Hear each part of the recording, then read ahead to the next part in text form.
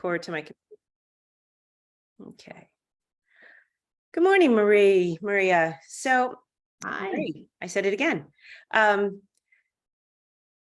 was thinking of why and how, why we do what we do, how we got to where we are right now, and why do we feel kind of compelled, I think, or obligated or inspired to kind of teach our message and spread what we know, what we learned from our past experiences and our learning and, all of this information, how did it start?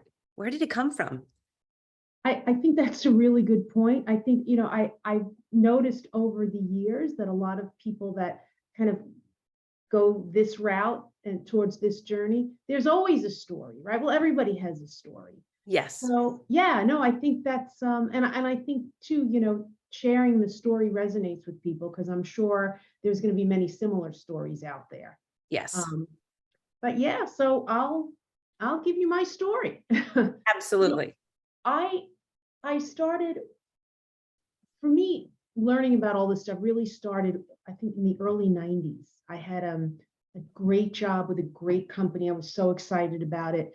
And then it was going really well. And then my boss was let go and replaced with somebody else. Oh. And she ended up being mean-spirited, condescending, demanding, just awful. So really what started out as this dream job was turning into a nightmare.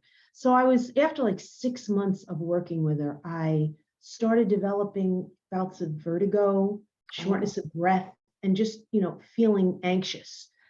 So I'd gone to the doctor because, my father died at 55 of like a massive heart attack. So I thought, ooh, let's take a look at this, right? And then, so what does the doctor say? He checks me over. He's like, well, it's anxiety and we'll, give you a prescription. And that just for some reason didn't sit well with me. I thought, really? Is that is this going to be my life? Is that how I'm going to manage this? I mean, I even actually went to a neurologist. Wow.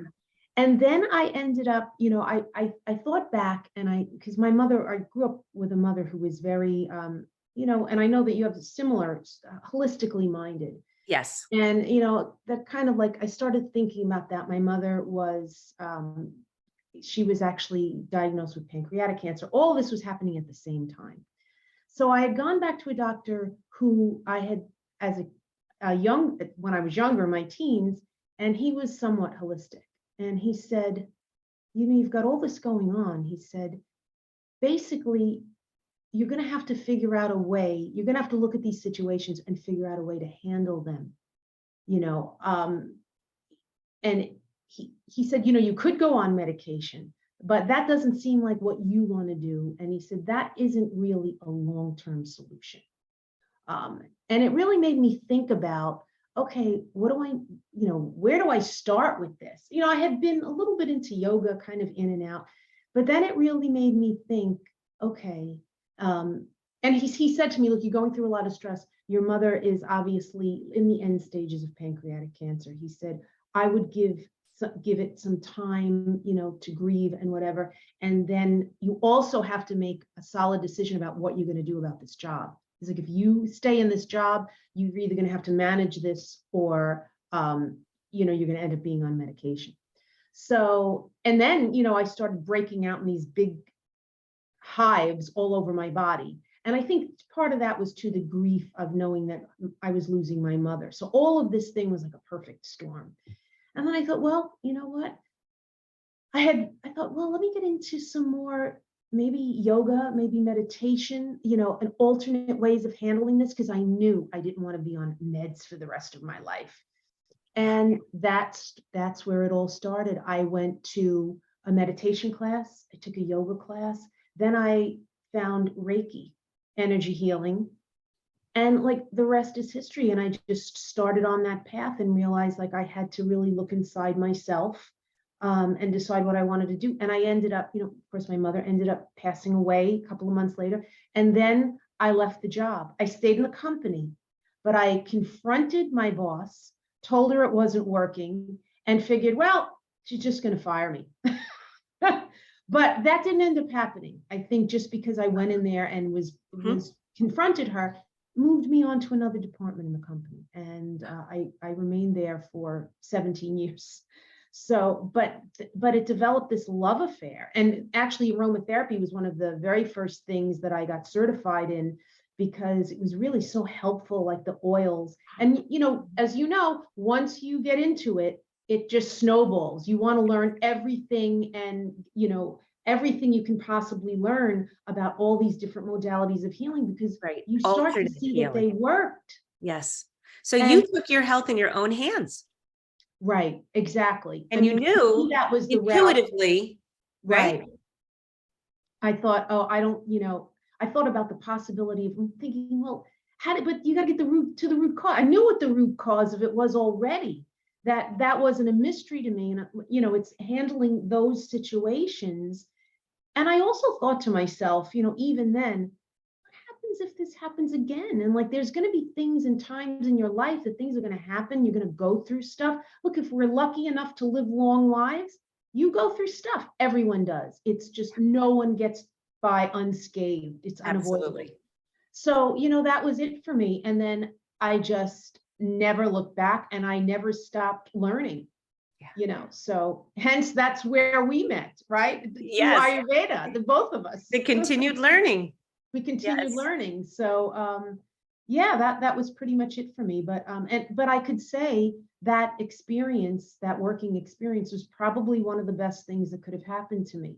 Like, if you looking back on it, that it led me to this place. So Wow. yeah, Yes. and I'd love to hear your story. Oh, mine is similar, but different path. But as you said, I grew up in more of a my mom was a nurse, funny enough, but she taught us when we were younger. Like I just was understood between my grandparents, my mom, eat healthy, be an athlete, all these things, came together, kind of taking care of your body. And I was in college actually at the I think I was at the library, and I was always going in and grabbing a book or something. Back then you went to the library, we didn't have the internet to like look everything up. Yeah. So I came across an Ayurvedic book, and it was Dr. Ladd, Ah, and it was his self-healing book. It's a tiny little paperback that I still have. It's falling apart.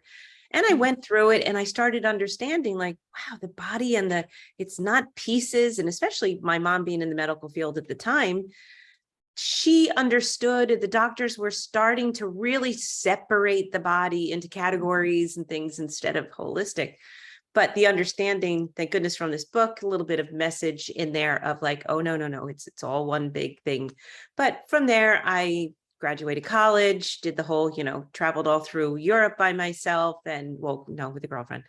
I got married, everything was working, doing beautifully. I was healthy as a horse all the time, and a strong, independent person.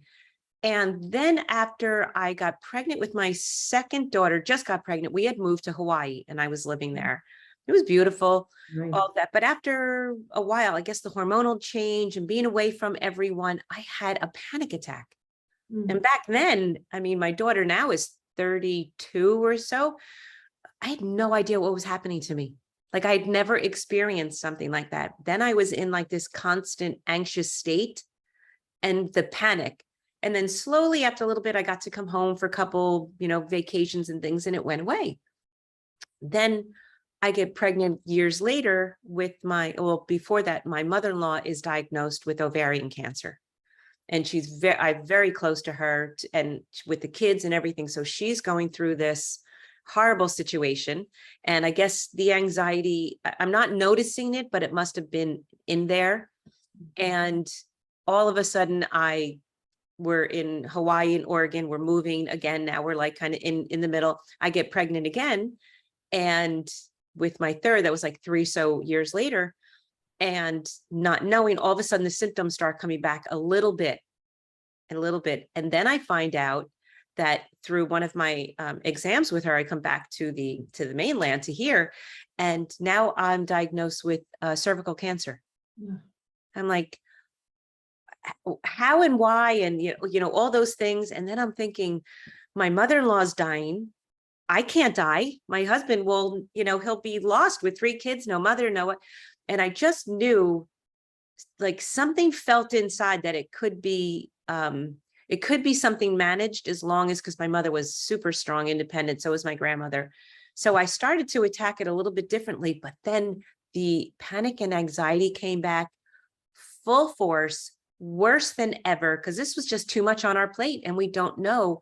I hadn't done meditation or any of that outlet. I would walk and run in the woods, go out for a run, things like that, managed it. But if you don't understand the body and you don't understand what's happening to you, especially the panic and anxiety, it's embarrassing because you have to leave situations and do, certain things that you've never done before, like, hide or, stay away from going to crowded places and things, totally out of my normal. Then I'm dealing with, a couple surgeries. I'm pregnant. All this is happening to me. And then I was like, I had this one wonderful doctor, and he was really like reinforcing and encouraging me that these things happen to the body when it's under too much stress.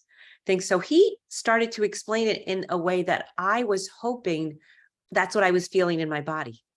Like, I was feeling there was something different. And I just have always been petrified of taking medications, because my dad, my brothers, my uncles, my grandfather, everyone was an alcoholic. So that fear of doing things to alter the body, I was always afraid of. So I didn't want to take the medications and different things. So the panic, the anxiety, dealing with that, then it starts to lead to a depressive state. Right. Which, if we look at it now, half of the populations, more women than men, are dealing with panic, anxiety, crazy anxiety, and then the depression, and we're immediately put on pharmaceuticals. And that really masks everything and makes you functional. So what this really brilliant doctor told me, he said, listen, you have to take at least, at the time, I think it was Xanax, you have to take that at least 3 days in a row to feel your normal self again, or else you're not going to be strong enough to come over this. So I did, and it like knocked me out. And I was like, okay, that's why I don't like that stuff. But it did. It gave me the encouragement to know, all right, we can help alter these things, use a little bit of pharmaceutical when needed. So I never say don't ever, but I Right. like the path of me fixing it myself, or with help of, alternative medicines. I got very much into yoga and meditation, as did you. And I went to retreats, things that were building me up rather than pushing it in, because the pharmaceuticals just push it deeper and deeper to hide the symptoms. So you no longer have the symptoms, as you know. So I just continued to I raised my 3 children more so holistically. Whenever they had to go to the doctor, I took them to the doctor. But I just kept learning and taking a workshop and taking a class, went to Ayurveda school. I went to school for nutrition, and because we had a restaurant at the time, and just food is medicine, the mind, connection to the food and the body and the healing. And that one doctor, I think, was the one who really helped me, because he gave me that glimmer of light that I was on the right path. You can mix the two. And he was a neighborhood doctor in Oregon. He was not in the hospital realm yet, and kind of like caught up in that other. So he, go out in nature, like sit and relax, try to feel these instead of being so afraid of them.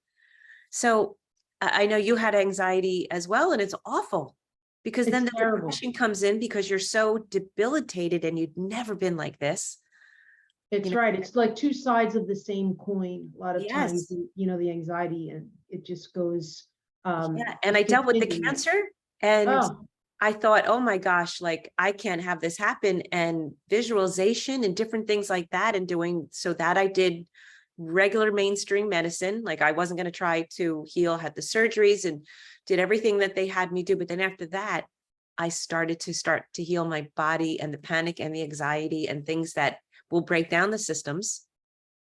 And from there, so basically, my understanding of how I got through it and how I really mapped it in my brain became my path to helping others. to say, like, you're not Yep. alone. You're not the only woman dealing with all this. You're not the only man. Everybody has too much pressure. You have to learn to take some of that pressure off yourself. And then you Yeah, have to be able to process it. exactly. No, I think that that's great. And look, it takes a lot of courage to do that too. I Oh, mean, yeah. it's, but to your point, I think that and I think this is one thing you and I agree on. Like, while we believe in that holistic approach, of course, we're also like for an integrative approach. If you need, I Mhm. always say to people, I don't vilify pharmaceuticals because Exactly. in some cases of anxiety and even depression, they help to lift that cloud so you Yeah, can see clearly to move through it. exactly. So I think that, I think that's a really important point. But then in that process, that's where you start digging deeper. Oh, And yes. that's a commitment, Hmm. it's a commitment to yourself, of course. Yes. Um, but that's, a commitment that you make to just say, okay, I know how I need to heal, right? You Yeah. knew how you need to heal, Right. but you did use, like with the cancer, it was integrative. Of Yes, course, you relied absolutely. on the best of both worlds. Right.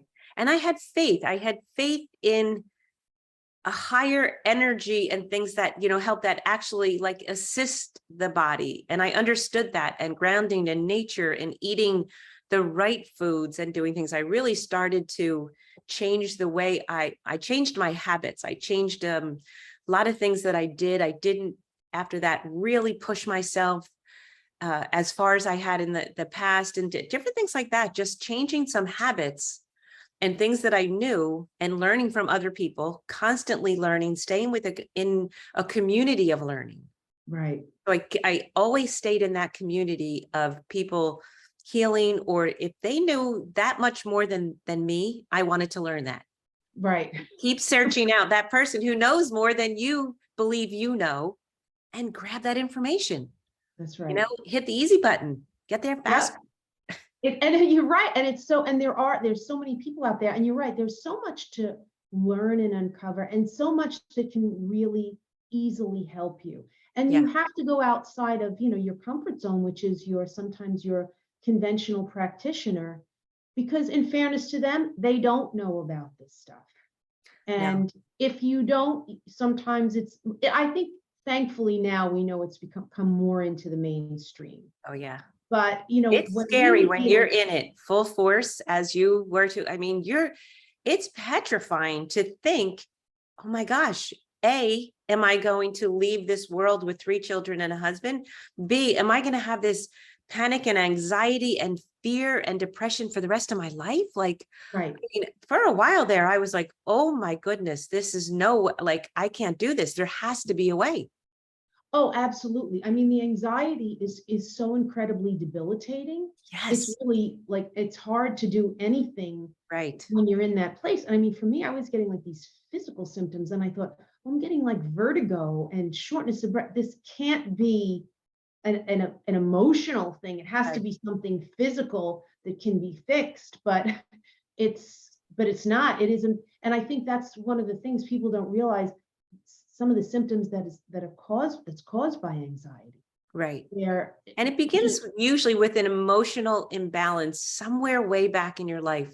The That's right. emotions play such a hard message, and learn it's they such a the role is so embedded in us when we push that trauma Yep. down and down, and we don't realize we're doing it. We're just, forging forward, and we're ignoring it and making it go away, but it goes in. It doesn't go That's right. out. And as women, right? Women are the one, they say women too get thyroid problems because that's the center of where we speak our truth from. Yes. And I think a lot of women are just used to going along, making everything work. Right. And You not know, saying anything. Quiet. that's right. And not saying anything. That frustration, that has to go somewhere. Right. So then where does it go? It manifests itself in the form of an illness in the body. Yes. But to your point, like also it's it doesn't have to be just female, it's trauma in the Oh, body, and grief male and has female. to Yes. come out. Yeah. Yeah. And I think that, this there was always this sense of, well, especially with young men and boys like to keep things in because they have to be Oh, the yeah. strong one. And then women, they have to keep everything going. So basically everyone's been silenced Yes. from what they need to release. That's why I love the Reiki too. Don't you like really feel the energy moves that's in and out of the body and processes it and goes in nice and deep. So, I mean, if people are aware, the connection, the mind, body, spirit, connection is really truly healing. It It's is. I'm sure you've had this experience. When I've done Reiki on some clients, some of them just have started to sob yeah, during the session. And I say to them, that it's okay. In a way, it's a good thing because yeah, you're releasing, yes, let that be the start of just, and again, whatever else they need to support that, whether it's therapy, whatever it is. But I think it's so helpful to incorporate all these other things. But you're right, that energy, once you feel that energy, woo, yeah, one of my first Reiki sessions, it made me dizzier because there was just, but the great late Louise Hay had said that in her book, You Can Heal Your Life, she had all of these ailments in the back of the book, whatever it was. And then next to it, what it was caused by. So for vertigo, she said it was your life spinning out of control. And that's where the makes vertigo perfect. is. Hmm. And it was so perfect. Right. And I thought, wow, this is really interesting. And, in Chinese medicine, of course, all organs correspond to an emotion. Motion. Yeah. So, when you start paying attention to that, you start putting all these pieces together. Right. Like, oh, okay, But if now you I don't, get. I feel so, so compelled to somehow get this message out because we're not taught that. No, Different, Eastern philosophy is taught that from the beginning, like the connection between the inner and the outer world, right. the inner outer world and nature. And that, so it's a message that is pretty crucial, especially now, the times that we live in and the pressure and the go, go, go, and the minimum of a 60-hour work week. All of this stuff plays constant havoc on the body, mind, spirit Absolutely. connection. Like there's time you could physically handle a 60-hour work week. And if you like what you're doing, you probably love those 60 hours, Mhm. but taking time to connect the outside with the inside, with some kind of a spiritual connection to something. It doesn't have to be God. It can be, Mother Nature. It could be, Mhm. the cosmos. It could be the stars, like wherever Right. you feel that energy coming from. And Oh, having that absolutely. connection can ground you enough and give you the power. That's where your electricity in your body comes from. That's where to allow you to handle 60 hours. Learning how to turn off that aggression or that anxiety and that frustration, things like that are just amazing tools. Oh, absolutely. I was last night I watched a documentary on, I forget what it was called, but it was on Adderall. Like, can you imagine doing an hour and a half or whatever it was on ADHD and Adderall, and then Ritalin, and there's another drug thrown in there. But the statistics on young people in college, male and female, Oh, that are on these drugs, which basically they're amphetamines, to help them focus. I couldn't believe the percentage and what they do is they get prescriptions from doctors and then they sell their pills to one another. oh Like yeah. this is just a Yes. very common thing. I had no idea because I don't have children. So I have no idea this was even going on. Yeah. And they're saying more adults than ever now are on these medications. My And son is 35. And when he was 5 or 6, I believe it was kindergarten, he was a very active boy. He was a boy mhm, and brilliant IQ and an amazing artist. So his brain was firing all the time. And they were like, oh, there's new medication for boys like this. They tried, and this was a Catholic school where you thought they wouldn't. They tried to get me to try everything. And every year I had to say, no, no, no, no, no, until one teacher in 6th grade said, he's just so brilliant. He finishes his work in 10 minutes. She let him start to draw on a drawing pad, mhm. fixed him forever. And he maybe 2 years ago, actually thanked me out of the blue for never allowing anyone to put him on Adderall or, the Yeah. different drugs that they had at the Whatever the time. drug of the moment. Yeah. Wow, that's amazing. See, and in his case, he's creative, right? Yes. He's brilliant, he's creative. You need an outlet for that Yeah, creativity instead exactly. of just depressing it, suppressing it. And yeah, I was just amazed that and again, another, I may have mentioned this to you, another documentary I saw was called Medicating Normal. Yes. How like some of these things, like if a child is creative, well, that's normal, that's okay. How do we treat, as in Ayurveda does, how do we treat that child as we should every child and person as an individual, and Right. not put them in this box of what you think they should be? So when we do that, we realize, okay, look, I was hyper as a kid too. I'm sure they would have put me on Yeah. medication. But it was just, I had a lot of energy. I still have a lot of energy. That Yes. hasn't changed. Right. But so I think really this stuff it's so timely what we're talking about, because we want to share it, Yes. because we I know agree. that it's so valuable. And again, Ayurveda has been around for thousands of years, Right. and these are time tested. Oh, yes. We talk about controlled studies and research, and peer-reviewed studies. These are human trials, basically. They're human trials over thousands of years. Yes. A Um, total observation, what happens, what body types react what way, what body types react the other way. I mean, it's a beautiful, it's a human study for Absolutely. So 7,000 years. And right, it's, I think that's pretty good, no? yeah. And I think it's still pretty spot on. Yes, Right. exactly. No, it's amazing. So, I think we're going to be able to help a lot of people through, what we're starting to do, and to talk about different subjects and how you Right. can heal yourself and go deeper. And because we did our own self-study. We're not That's just, right. I mean, we actually have physically put ourselves through these things because of the different, situations we were in. So it's Absolutely. And firsthand. same as you, I looked at what I was eating. You think that you're eating healthy. And I noticed that with a lot of people, they think they're eating healthy.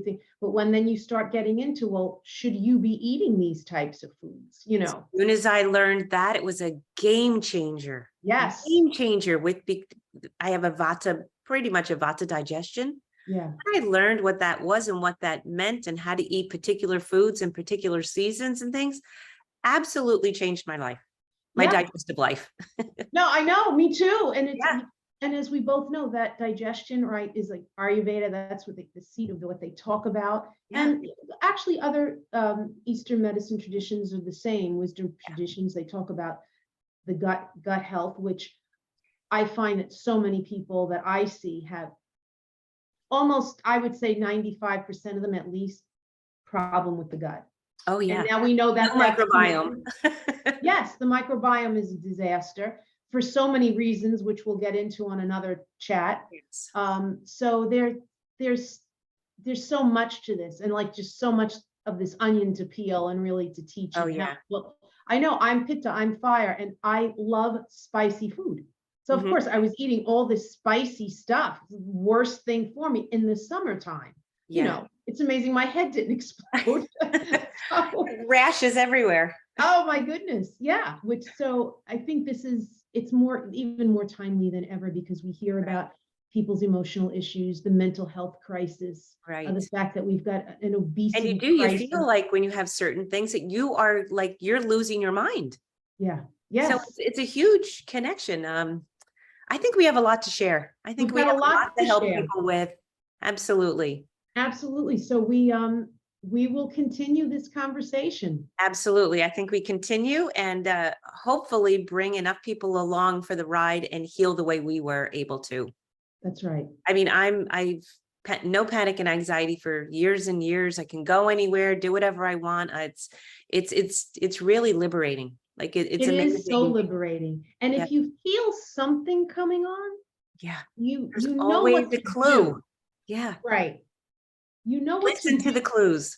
Yep, and where to go with it. So I Yeah. think that's it's really important. I mean, I had actually a bout of depression last year, and through all of this, again, you go ebbs and flows in life. Yeah. And through all of this, you find out, okay, how to come through it. Yes. So And I used everything that I know to do that. It doesn't mean that you're never going to deal with anything in your life, but when you do, you have the tools. And Yes, that's the important that's part. my favorite thing when I teach is I'm going to give you a box and we're going to keep putting tools in it. And when you That's get right. to the point when you need something, you're going to go in your toolbox and you're going to find the right tool because it's going to be there. Right. So Exactly. I And agree. there's no shame in anything. Like, I No, say, because everybody goes through the same things in life. It's just life. but we So don't know that. We think we're the only one when we're going through it. That's the sad part. that's right. You're kind of afraid to say something or, admit that you're having these difficulties. Right. So I That's hope right. we can get that and convey that message to people that you're not the only one. There's plenty out there that you can do to help yourself and you can get through most things. Oh, absolutely. Absolutely. Because we're designed to do that. Yes, So, exactly. The body is absolutely designed to course correct yes. and So balance. that's great. So there's our message, and onward, Absolutely. right? I look forward to let's get on to, topic number 1 of 100 on our next call. That's right. Okay, Debbie. Terrific. And I'll see you soon for the next one. Absolutely. Have a good day. You too. Bye-bye.